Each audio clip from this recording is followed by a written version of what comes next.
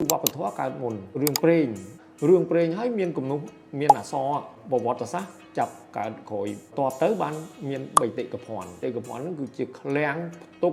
វប្បធម៌រឿងព្រេងប្រវត្តិសាស្ត្ររបស់មនុស្សដូនតាយើងទី5ចុងក្រោយគឺអ្នកទេសចរពួកទេសចរសិតតែអ្នកជំងឺដែរកូនវាជួយវាចង់ឃើញចង់ស្ទាបចង់អានលើវប្បធម៌របស់ខ្មែរយើងហ្នឹងណាចង់ដឹងពីប្រាង្គប្រាសាទអង្គរវត្តអីគេចំណាយលុយទិញកញ្ចប់ខ្សែទស្សនកិច្ចមកមើលវប្បធម៌ហើយអញ្ចឹងកាលណាមានទេសចរម្ចាស់ស្រុកបានលុយមិនចឹងប៉ា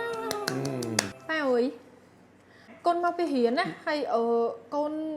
មានអារម្មណ៍ថានៅវល់ប៉ាវល់រឿងអីកូនវល់រឿងអីកូនវល់រឿងមេរៀនអ្នកគ្រូថ្ងៃហ្នឹងគាត់បរៀនកូនមកប្រវត្តិសាស្ត្រហ៎លើកឡើងរឿងប្រវត្តិសាស្ត្រខ្មែរយើងហើយនឹងបេតិកភណ្ឌទេសចរមានរឿងព្រេងមានអីទៀតដល់ចឹងកូនវល់ប៉ាអត់ដឹងថាចាប់ផ្ដើមពីណាទៅណាមួយមុនទេឲ្យទៅរៀនអស់លុយមកកកោកហើយអត់ដឹងថាណាកើតមុនណាកើតក្រោយទេចុះអានឹងចេះកូនវាមានលំដាប់រៀងប្រជាជនខ្មែរយើងភាគច្រើនច្រឡំទាំងអស់ហ្នឹងគឺវប្បធម៌ជាអ្នកកើតមុនគេវប្បធម៌ហ្នឹងកើតនៅពេលណាវាអត់មានថ្ងៃខែឆ្នាំកំណើតកើតច្បាស់លាស់ទេហើយអត់មានសម្បត្តិកំណើតដែរវប្បធម៌ហ្នឹងគេហៅថាជាប្រព័ន្ធក្នុងការរស់នៅរបស់មនុស្សពីមួយជំនាន់ទៅមួយជំនាន់ដូនតាយើងពីមុនមកណាសម័យបថោងនាងនាគអីហ្នឹងណាកើតមកមនុស្សរស់នៅជាក្រុមហ្នឹងវាមានគេហៅថាប្រពៃណីទំនៀមទម្លាប់សិល្បៈហ្នឹងចែកចេញជាច្រើនសិល្បៈនៃការស្លស្រុកមានចក្រានជើងឆ្នាំងមានរបែងមានរបាំ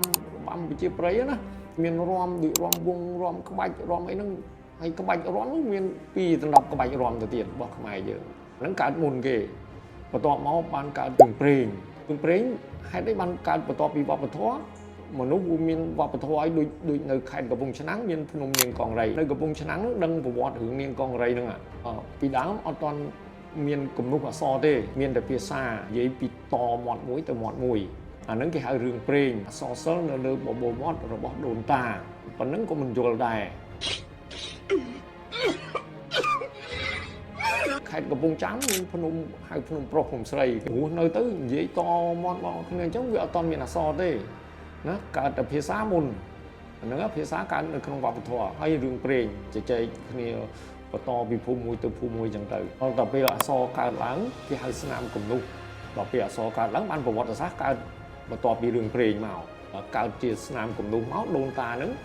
យកអក្សរហ្នឹងកត់ត្រារឿងរ៉ាវរបស់វប្បធម៌នៅលើស្លឹកឈើឬក៏នៅលើត្បកឈើនៅលើសតាសំក្រិតកើតបន្ទាប់ពីរឿងព្រេងវត្តសាស្ត្រចេញហើយបានមានបេតិកភណ្ឌមួយទៀតហើយបេតិកភណ្ឌនោះវាចែកចេញជា2ខ្លួនបេតិកភណ្ឌវប្បធម៌និងបេតិកភណ្ឌធម្មជាតិបេតិកភណ្ឌវប្បធម៌នោះមានស្អីខ្លះហើយនឹងបេតិកភណ្ឌធម្មជាតិមានអីខ្លះចាំទៅថ្ងៃខាងមុខចាំប៉ាបញ្យល់រឿងហ្នឹងហើយវាមានអាទាំង4ហ្នឹងហើយបានកើតចេញជាទេសចរគេចង់ឃើញអីគេចង់ឃើញវប្បធម៌ចង់ឃើញរឿងព្រេងគេចង់ដឹងរឿងព្រេងចង់ដឹងរឿងប្រវត្តិសាស្ត្រមនុស្សខ្មែរហ្នឹងរស់នៅយ៉ាងម៉េចកាលពីមុនមកឥឡូវទៅមើលរឿងប្រវត្តិសាស្ត្រដូនតាចានៅលើអីចង់ដឹងថាកូនចង់ដឹងថាទៅនាំកូនទៅកន្លែងណាឥឡូវទៅមើលនៅលើថ្មហ្មងតោះកូន